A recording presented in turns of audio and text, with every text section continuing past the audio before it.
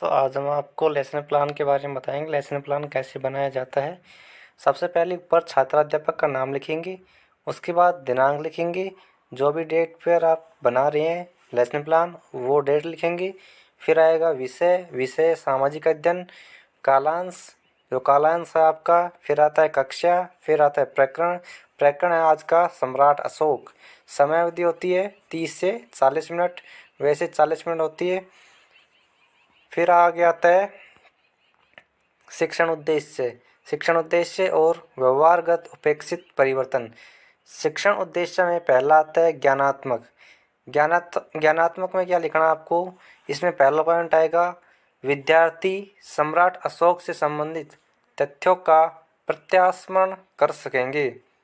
अगला पॉइंट आएगा विद्यार्थी सम्राट अशोक से संबंधित की जानकारी प्राप्त कर सकेंगे। फिर नेक्स्ट पॉइंट आता है शिक्षण उद्देश्य में अवबोधन। अवबोधन में पहला पॉइंट आएगा विद्यार्थी सम्राट अशोक के तथ्यों की व्याख्या कर सकेंगे।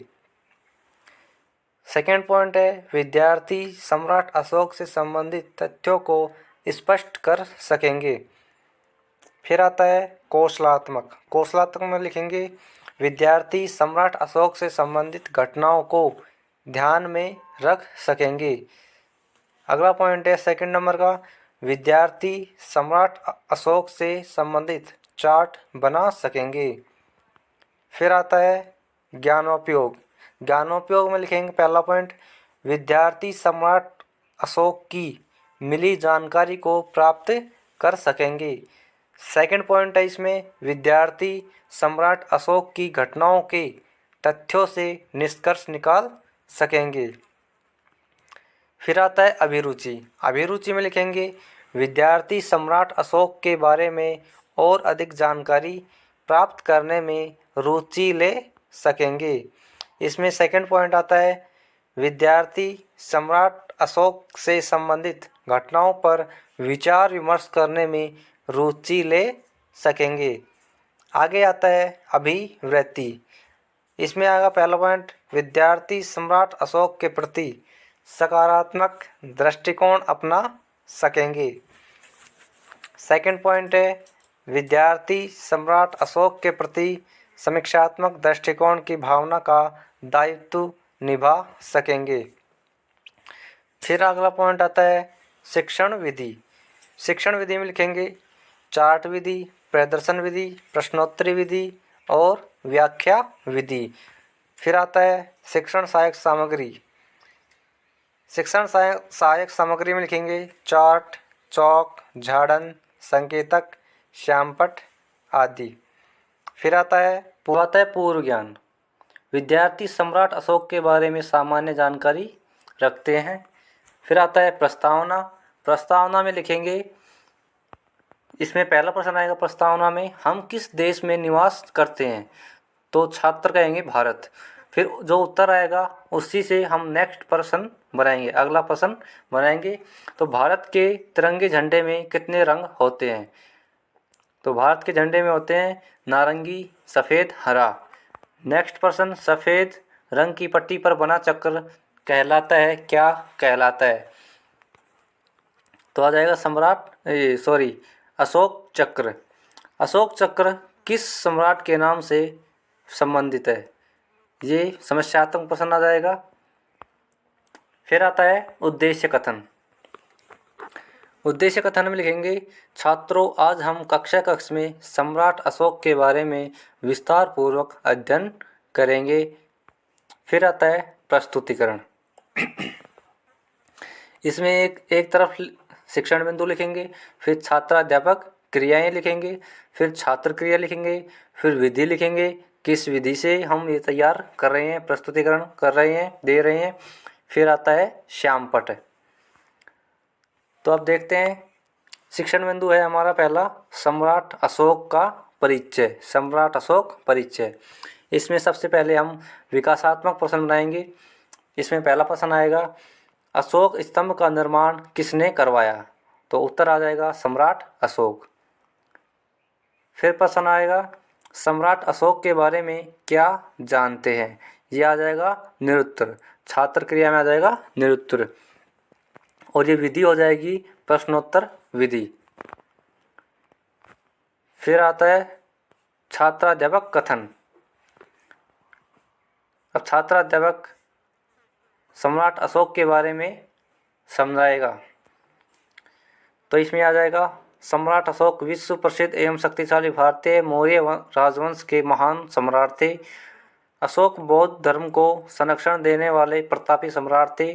सम्राट अशोक का पूरा नाम देवनाम प्रिय अशोक था। उनका राज्यकाल 269 ईस्वी पूर्व से 232 ईस्वी पूर्व प्राचीन भारत में था। सम्राट अशोक को चक्रवर्ती सम्राट अशोक कहा जाता है, जिसका अर्थ होता है सम्राटों के सम्राट, और यह स्थान भारत में केवल सम्राट अशोक को ही मिला है। और इधर हम कर देंगे छात्र क्रिया में विद्यार्थी ध्यानपूर्वक सुनेंगे तथा मुख्य बिंदुओं को अपनी अभ्यास पुस्तिका में लिखेंगे। ये आ जाएगा प्रदर्शन कौशल, जो ये चित्र बन रहा है अशोक स्तंभ का। फिर आएगा श्यामपट्ट कार्य। श्यामपट्ट कार्य में कुछ बिंदु लिखेंगे। फिर आता है दूसरा पॉइंट,